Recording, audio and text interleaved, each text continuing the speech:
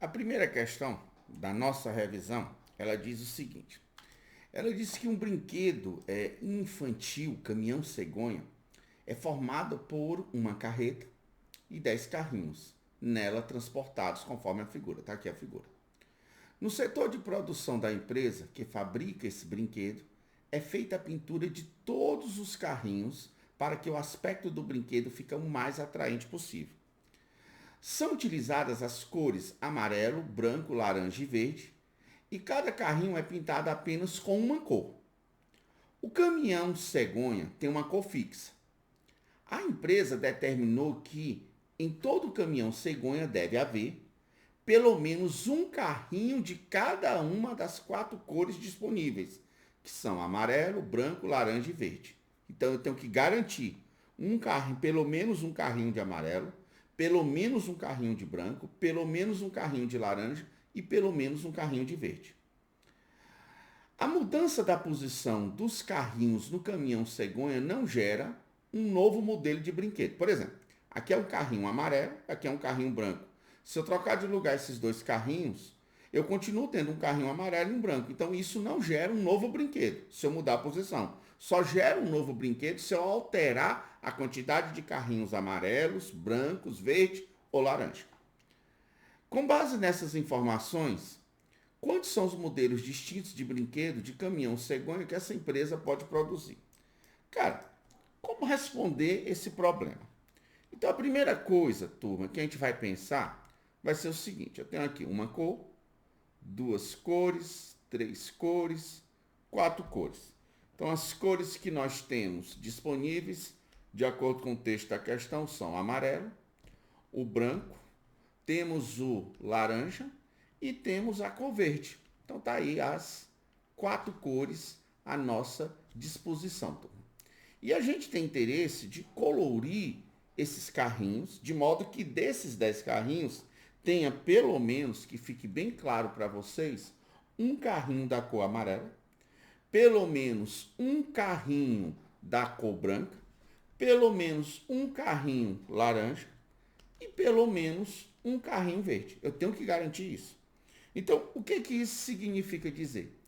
Isso significa dizer que eu devo me preocupar com a escolha dos demais 6 carrinhos que eu acabei de circular. Então, aqui você já nota, ó, eu já garanti logo o carrinho amarelo, o carrinho branco, o carrinho verde, o carrinho amarelo, o branco, o laranja e o verde. Esses 6 carrinhos é que eu devo me preocupar em colorir eles. Então, evidentemente, esses 6 carrinhos, quando eu for escolher a cor deles, eu posso colorir de amarelo, de branco, de laranja ou de verde. O que eu vou fazer? Desses 6 carrinhos, a quantidade, turma, de carrinhos que eu colori de amarelo, desses 6, eu vou chamar de A. Desses 6 carrinhos, a quantidade de carrinho que eu vou colorir de branco, eu vou chamar de B. A quantidade de carrinhos que eu vou colorir de laranja, eu vou chamar de L. E a quantidade de carrinhos que eu vou colorir de verde, eu vou chamar de V. De modo que, como são 6 carrinhos, quando eu somar essas quantidades, é exatamente igual a 6. Então eu percebo que cada solução natural dessa equação é uma maneira que eu tenho de colorir os 10 carrinhos, garantindo pelo menos um amarelo, um branco, um laranja e um verde. Porque eu estou me preocupando em colorir só os demais 6, já que eu já garanti as cores daqueles 4 lá de cima. Tudo bem? Então, como é que eu acho o número de soluções naturais dessa equação? Para achar o número de soluções naturais da equação, é aquele esquema que é como se fosse uma fila, constituída de 6 pontos, como você percebe bem, e de 3 barras. 1, 2, 3. O que isso quer dizer, professor? É o seguinte, como a quantidade de carrinhos que eu vou colorir são 6, eu representei os 6 pontos representando a quantidade de carrinhos que eu tenho interesse em colorir. Por que eu coloquei essas 3 barras? A quantidade de pontos antes da primeira barra representa a quantidade de carrinhos que eu colori de amarelo. A quantidade de pontos entre as 2 primeiras barras, a quantidade de carrinho que eu colori de branco. Entre a segunda e terceira barra, a quantidade de carrinho que eu colori de laranja. E a quantidade de pontos após a terceira barra, a quantidade de carrinhos que eu colori de verde. Então eu percebo a existência aqui de 6 pontos e 3 barras, ou seja, 9 símbolos. E esses 9 símbolos, eles estão enfileirados. Eu noto que se eu trocar de lugar um ponto com um ponto, a quantidade de carrinhos coloridos de cada uma dessas cores não muda, permanece a mesma. No entanto, se eu trocar de lugar, por exemplo, essa barra com esse ponto, a quantidade de carrinhos coloridos com cada uma dessas cores se altera. Professor, mostre isso. Verdade, ó. Se você, por exemplo, trocar de lugar essa barra com esse ponto. Onde tinha barra, eu vou colocar o ponto. E onde tinha um ponto, eu vou colocar a barra. Perceba que quando eu fiz isso, eu alterei. Note que, embora eu continue com um carrinho amarelo desses 6, com um carrinho branco desses 6, só que laranja agora eu tenho 3. 3 carrinhos desses 6 são laranja. E apenas um desses 6 carrinhos vão ser verde. Então, cada maneira que eu tenho, cada forma que eu tenho de ordenar esses 9 símbolos em fila, vai gerar uma nova maneira de colorir os 6 carrinhos restantes. Então, para saber de quantas maneiras eu posso colorir os 6 carrinhos restantes, basta determinar de quantas maneiras eu consigo enfileirar esses 9 símbolos, de modo que eu não posso contar as trocas de ponto com ponto e nem de barra com barra. É como se eu tivesse perguntando para vocês o total de anagramas de uma determinada palavra. Vamos supor uma palavra aqui, no caso, de 9 letras, sendo dessas 9 letras, 6 letras iguais, vamos supor 6 letras A, e 3 letras B. Uma hipótese. É como se fosse isso, pessoal. Então, como é que vamos fazer esse problema? Simples. De quantas maneiras eu consigo ordenar esses 9 símbolos em fila? Aí vocês me respondem 9 fatorial, com repetição de 6 pontos e de 3 barras. Turma, isso aqui, para quem calcula, sabe que isso aqui é a mesma coisa de combinação de 9 tomado 3 a 3, que é o que está exatamente na letra B de bola. Então pronto, a questão está resolvida, uma questãozinha fácil, mas que muitos alunos encontraram dificuldade por não ter essa maneira de pensar e principalmente associar essas permutações com repetição com uma combinação. Vamos resolver agora a próxima questão. Vou apagar aqui, ocultar essa questão, e vamos manifestar aqui a segunda questão da nossa revisão. A segunda questão da nossa revisão, ele diz que numa avenida existe 10 semáforos. Por causa de uma pane no sistema, os semáforos ficaram sem controle durante 1 hora e fixaram suas luzes unicamente em verde ou vermelho. Os semáforos funcionam de forma independente. Então, o fato de um determinado semáforo estar da cor verde não interfere que o semáforo seguinte esteja verde ou vermelho. A probabilidade de acusar a cor verde é de 2/3 e de acusar a cor vermelha é 1/3. Uma pessoa percorreu a pé toda essa avenida durante o período da pane, observando a cor da luz de cada um desses semáforos. Então, a pessoa caminhou a pé durante essa avenida que tinha 10 semáforos, observando a cor de cada um dos 10. Qual a probabilidade de que essa pessoa tenha observado exatamente um sinal da cor verde? Cara, quando ele pergunta a probabilidade da pessoa ter observado um sinal da cor verde, e já sabemos que nessa avenida tem 10 semáforos, então é porque ela observou 9 sinais da cor vermelha. Então, o que é que nós sabemos? Sabemos que a probabilidade da pessoa, quando estiver atravessando essa avenida, encontrar um sinal verde, de acordo com o texto da questão, é 2/3. E a probabilidade da pessoa encontrar um sinal da cor vermelha é 1/3. A questão está perguntando, ao atravessar essa avenida, qual é a probabilidade dessa pessoa alcançar exatamente um sinal da cor verde. Turma, o problema é que se ela vai alcançar um sinal da cor verde, é porque obrigatoriamente ela tem que alcançar 9 sinais da cor vermelha. Então, quando tiver esse tipo de probabilidade, tu não pode focar em apenas observar um sinal verde. Por quê? Porque tu tem que dizer que vai observar um sinal verde de um universo de quantos sinais? São 10. E os outros 9 são de que cor? Então é muito importante que isso fique especificado. Então, na realidade, eu vou calcular a probabilidade dela observar um sinal vermelho ou um sinal verde e 9 sinais da cor vermelha. É isso que eu quero calcular. E o aluno vai me perguntar, professor, como é que eu vou fazer isso? Eu digo, cara, a primeira preocupação que tu tem é desses 10 sinais, tu determinar qual deles ela vai observar da cor verde. Qual deles, né? Um único sinal. Dos 10, tu vai ter que escolher o sinal que vai ficar da cor verde. Então, imagina, são 10 semáforos.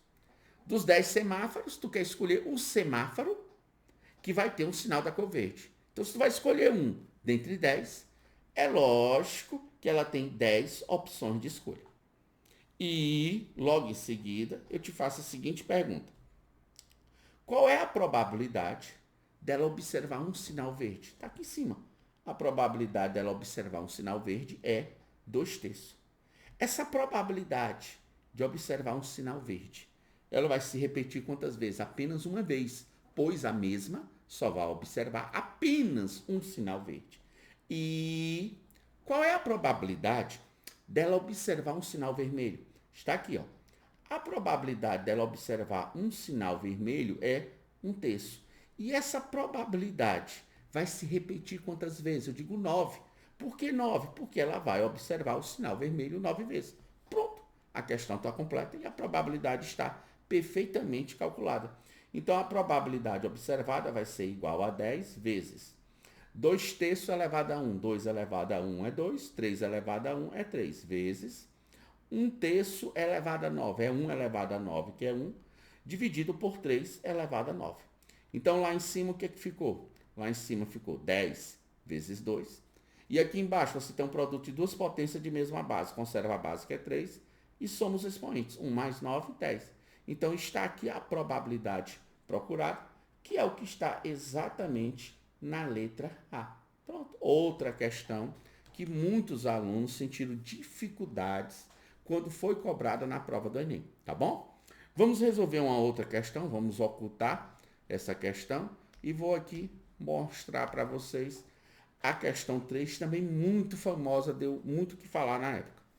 A questão diz o seguinte, diz que uma indústria produz malhas de proteção solar para ser aplicadas em vidros, de modo a diminuir a passagem de luz a partir das fitas plásticas que estão entrelaçadas perpendicularmente. Então, aqui tem uma fita, aqui outra fita. Então, elas estão entrelaçadas. Então, a luz não passa através dessas fitas, só passa através dessas regiões que ficaram aqui sem ser cobertas pelas fitas. Aí ele diz o seguinte, nas direção vertical e horizontal são aplicadas fitas de 1 milímetro de largura, tal que a distância entre elas é de D-1 milímetros. Então, pessoal, presta atenção. Ele está dizendo que a largura dessa fita é 1 milímetro. Como aqui é D e esse pedacinho é 1, é lógico que a distância entre essas fitas vai ficar D-1. Ó. Esse pedacinho é 1 milímetro. Se tudo é D e esse pedacinho é 1 milímetro, a distância entre as fitas fica D-1.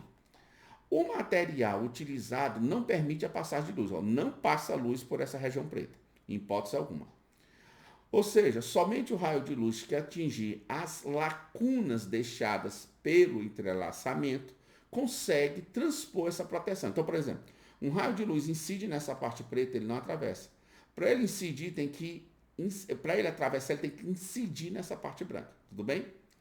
Aí ele diz o seguinte, a taxa de cobertura do vidro é o percentual da área da região coberta pelas fitas da malha, que são colocadas paralelamente à borda do vidro. Ele está dizendo que o que ele chama de taxa de cobertura é como se fosse a razão entre a região coberta pela fita e o total da região que eu desejo cobrir. Isso é a taxa de cobertura, tá bom? Essa indústria recebeu a encomenda de uma malha de proteção solar para ser aplicada, deixa eu diminuir aqui meu tamanho, para ser aplicada em um vidro retangular 5x9. O aluno, geralmente muitos alunos, acharam que isso aqui tinha alguma importância. Isso não tem importância nenhuma, pessoal. Por quê? Se eu usar quadrados aqui, ó, de lado D, e a taxa de cobertura desses quadrados for 20%, então se eu usar cobrir todos os vidros com quadrados que tem uma taxa de cobertura de 10%, o vidro também vai ter uma taxa de cobertura de 10%. Professor, não entendi. Vou já mostrar para vocês, vou já fortalecer, ratificar essa ideia. Aí ele diz, a medida de D em milímetros, para que a taxa de cobertura da malha seja 75%. Bacana, eu disse para vocês que eu ia reforçar aquela ideia, que parece que ela não ficou bem clara para vocês. Turma, vamos imaginar essa região que eu estou destacando aqui. Essa região que eu estou destacando aqui, eu não sei se vocês percebem que isso aqui é um quadrado, que eu destaquei aqui de amarelo, de lado D. Ó, daqui para cá, essa medida vale quanto? Vale D. Daqui para cá, essa medida aqui também, turma, vale D. Então, por exemplo, se a taxa de cobertura desse quadrado for de 10%, ou seja, se 10% dele está coberto, então, como eu fiz vários quadrados desse, essa superfície também vai estar com a taxa de cobertura de 10%. Então, eu vou até deixar isso mais claro para vocês. Eu vou fazer o seguinte, eu vou pegar essa região aqui, que eu botei amarelo, esse quadradozinho amarelo, e vou tirar ele daqui, ó, vou colocar ele aqui, e eu vou ampliar ele para facilitar a compreensão de vocês. Eu acho que isso vai ajudar e muito. Pronto, eu tirei ele dali. Eu estou dizendo para vocês que se a taxa de cobertura desse quadrado for de 75%, a taxa de cobertura de toda a região que são formadas de vários quadrados desses também vai ser de acordo com a questão de 75%. É isso que eu estou dizendo. Lembrando, turma, que uma sacada massa é que se a taxa de cobertura, se a parte coberta é 75%, é porque a parte não coberta é o que falta para dar 100%, é 25%. Tudo bem? Então, por exemplo, se eu quero calcular uma taxa de cobertura de 75%, é a mesma coisa de eu calcular uma taxa de não cobertura de 25%. Então, por exemplo, ó, só para ficar bem claro para vocês, quanto é que vale essas dimensões aqui? Daqui, essa parte aqui, é o lado do quadrado. Vou até colocar isso da cor azul. Então, se eu perguntasse para vocês quanto é que vale isso aqui é um quadrado, onde o lado desse quadrado, essa medida daqui para cá, é D. Se eu perguntasse para vocês quanto é que vale essa medida aqui, ó, essa medida aqui de cima, vamos lá. Se eu perguntasse para vocês, pessoal, quanto é que vale isso aqui? Isso aqui é o lado do quadrado, que eu disse para vocês que vale quanto? O lado desse quadrado, turma, vale D. Qual é a espessura da fita? Aqui, ó, turma. É a espessura da fita. Qual é a espessura da fita? A espessura da fita é exatamente de 1 milímetro. Então, eu acho que é óbvio para vocês que se tudo é D, isso aqui é 1 milímetro, isso aqui só pode ser o D tirando 1 milímetro. Então, essa medida aqui só pode ser exatamente D menos 1. Tudo bem? Vamos fazer a mesma coisa aqui do outro lado, tornando isso realmente bem claro para vocês. Lembrando que isso aqui é um quadrado, onde o lado desse quadrado, essa medida que eu estou destacando aqui, vale exatamente, turma, D. E essa medida que eu estou destacando aqui, que é a largura da fita, de acordo com o texto da questão, vale 1 milímetro. Então, vamos observar o que eu estou querendo dizer para vocês. Isso aqui, pessoal, é o lado do quadrado. A gente já fez, ó, o lado, esse ladinho bem aqui, só fiz ampliar, mas a medida dele é D. Então, esse lado aqui, ó, todo, quanto é que ele mede? Ah, professor, ele mede D. Quanto é que vale a largura dessa fita? A largura da fita, esse pedacinho aqui, de acordo com a questão, isso é a largura da fita, vale 1 milímetro. Ah, professor, isso aqui é igual a 1 milímetro. Então, é óbvio que se tudo é D, isso aqui é 1, essa medida aqui só pode ser o D subtraindo 1. Então, essa medida aqui só pode ser D menos 1. Conclusão. Eu estou dizendo para vocês que a área não coberta é um quadrado, ó, a área não coberta é um quadrado de lado D menos 1. Ó, aqui é D menos 1, aqui também é D menos 1. Então, a área não coberta, se a área coberta tem uma taxa de cobertura de 75%, a área não coberta vai ter uma taxa de cobertura de 25%. O que é que eu estou querendo dizer para vocês? Eu estou querendo dizer que se eu pegar a área desse quadrado branco, ele corresponde a 25% da área do quadrado total. Lembrando que o quadrado total tem lado quanto? D. Ó, aqui também, turma, ó, aqui também é D. Tá bom? Ó, essa medida aqui é D. Então, quer dizer o seguinte, professor. Se isso aí é 75%, a gente pode fazer até uma regra de 3, se vocês quiserem, para escapar de probabilidade. Eu posso dizer que a área do quadrado total é d ao quadrado, então quem é d ao quadrado? Olha eu colocando lá em cima. Corresponde à área de todo o quadrado, 100%. Se eu perguntasse a vocês a área desse quadradinho branco, d menos 1 ao quadrado, corresponde exatamente 25% da área do quadrado. Por que isso aqui, professor, tem que ser 25%? Porque ele quer que a taxa de cobertura, essa parte preta, onde está coberta, seja de 75%. Então, a parte não coberta é 25%. Então, ali eu posso até dividir essas duas expressões aqui, ao invés de fazer cruz credo, eu divido membro a membro. Então, aqui vai ficar d ao quadrado, dividido por d menos 1 ao quadrado. Isso aqui é igual a 100, vamos botar aqui, dividido por 25, que vai dar 4. Aí eu vou e tiro, turma, a raiz quadrada, ó, dos dois lados, nenhum problema. Então, aqui vai ficar d sobre d menos 1 é igual a raiz quadrada de 4, que dá exatamente 2. Aplicando produtos meios igual ao produto dos extremos, vamos lá, 2 vezes d, vou dar exatamente 2d, 2 vezes menos 1, menos 2, 1 vezes d, d. Jogando esse d para lá, vai ficar 2d menos d dá d, e esse menos 2 para lá fica 2. Cheguei à conclusão que o d, que era o que a questão queria saber, é 2, que é o que está exatamente, não precisa nem o descer, já apareceu logo na letra A. Então, a alternativa correta dessa questão é A. Foi uma outra questão também que deu o que falar. Eu só posso interpretar essa questão como se fosse uma questão de probabilidade? Eu digo, pode. Porque é como se eu estivesse dizendo para vocês, se eu fosse colocar o meu dedo aqui de olhos fechados, qual é a probabilidade do meu dedo cair nessa parte branca? Eu pego a área dele e divido, pessoal, pela área total. Foi o que eu fiz ali em cima. Tudo bem? Vamos agora para a próxima questão. Eu vou ocultar essa página e vamos aqui mostrar para vocês a próxima questão, a questão de número 4, a última questão da nossa revisão. Essa questão, turma, ela está dizendo o seguinte. Diz que um apostador tem 3 opções para participar de certa modalidade de jogo. Deixa eu levantar aqui. Que consiste no sorteio aleatório de um número dentre 10. Primeira opção, comprar 3 números para um único sorteio.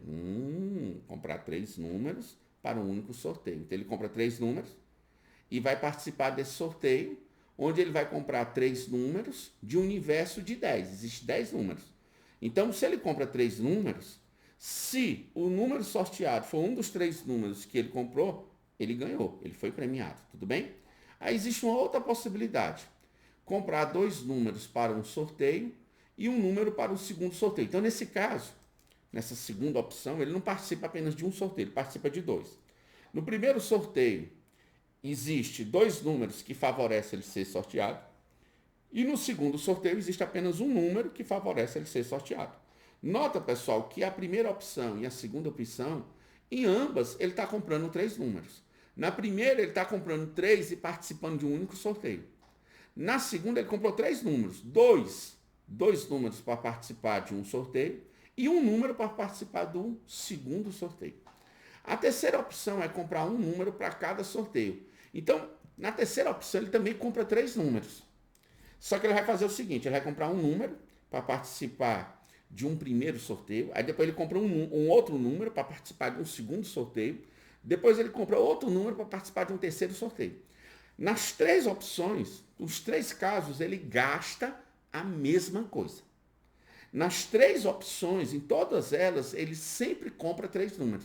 Então, isso é interessante em problemas de azar, em jogos como Mega Sena, a pessoa notar, cara, o que é melhor?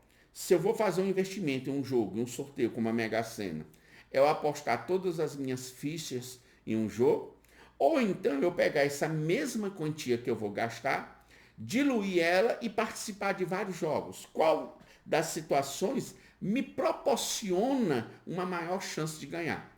Desde já, eu já digo logo para vocês qual é a resposta. A opção que te proporciona uma situação maior para ganhar, o aluno diz, professor, é a mesma. Não é. É exatamente, pessoal, a primeira opção. É quando tu joga tudo e participa de um único sorteio. Essa é a opção que te proporciona uma maior chance de ganhar. Tem gente que pode achar que é a terceira opção, porque na terceira opção ele está participando de mais sorteios. É porque na terceira opção é como ela prolonga o prazer de tu jogar. Tu não joga apenas uma vez, tu joga 3 vezes. Então tu tem uma falsa sensação em que a tua possibilidade de vencer aumentou. Na realidade não, tá bom? Mas vamos para a questão, vamos nos ater à questão. Escolhendo a segunda opção, então ele disse que foi a segunda opção escolhida. O que é a segunda opção? Comprar 2 números para participar do primeiro sorteio e um número para participar do segundo sorteio. Então, escolhendo a segunda opção, qual é a probabilidade do apostador não ganhar em qualquer um dos sorteios? É não ganhar nem no primeiro sorteio e não ganhar nem no segundo sorteio. Então ele quer que eu calcule a probabilidade do cara não ganhar, vamos escrever aqui, no primeiro sorteio e também do cara não ganhar no segundo sorteio. Turma, essa circunstância de você ficar usando esse conectivo I em questões de probabilidade ou de contagem, ele sempre representa, ele sempre substitui uma operação matemática de multiplicação, tudo bem? Então, por exemplo, o cara aqui do primeiro sorteio, o que faz? Ele comprou quantos números? No primeiro sorteio, ele comprou 2 números, deixa eu voltar aqui, ele comprou 2 números de 10 números, tá bom? Então ele comprou, vamos botar aqui, vou até apagar aqui logo, escrever que o cara comprou, vamos escrever aqui, o cara comprou 2 de 10. No segundo sorteio, o cara comprou um número de 10. Então, por exemplo, o cara ganhar aqui no primeiro sorteio, basta que o número sorteado seja um dos 2 que ele comprou. Mas ele não quer que eu calcule a probabilidade do cara ganhar. Ele quer que eu calcule a probabilidade do cara não ganhar. Então, o que é probabilidade? São casos favoráveis sobre casos possíveis. Favoráveis, pessoal, não é necessariamente uma coisa boa te favorecer. Favorável é favorecer o que a questão pede. Por exemplo, o que a questão pede? De não ganhar. Então, a quantidade de números que favorece ele não ganhar não são esses 2, porque esses 2 favorecem. São os demais. São os outros 8 números que ele não comprou. Então, aqui, a probabilidade dele não ganhar no primeiro sorteio são 8 casos favoráveis dentre 10 casos possíveis. E esse I quer dizer que a gente vai o quê, turma? Multiplicar. Qual a probabilidade dele não ganhar no segundo sorteio? No segundo sorteio, o cara comprou um número de 10. Então, a quantidade de números que favorece ele não ganhar são os demais 9 números que ele não comprou. Então, a probabilidade dele não ganhar no segundo sorteio são 9 casos favoráveis dentre 10 casos possíveis. Só que ele quer que eu calcule a probabilidade dele não ganhar nem no primeiro e nem no segundo. Se é I, o que eu faço com essas 2 probabilidades? Eu multiplico. Então, para multiplicar essas 2 probabilidades, eu posso multiplicar os numeradores, 8 vezes 9, 72, e multiplicar os denominadores, 10 vezes 10, 100.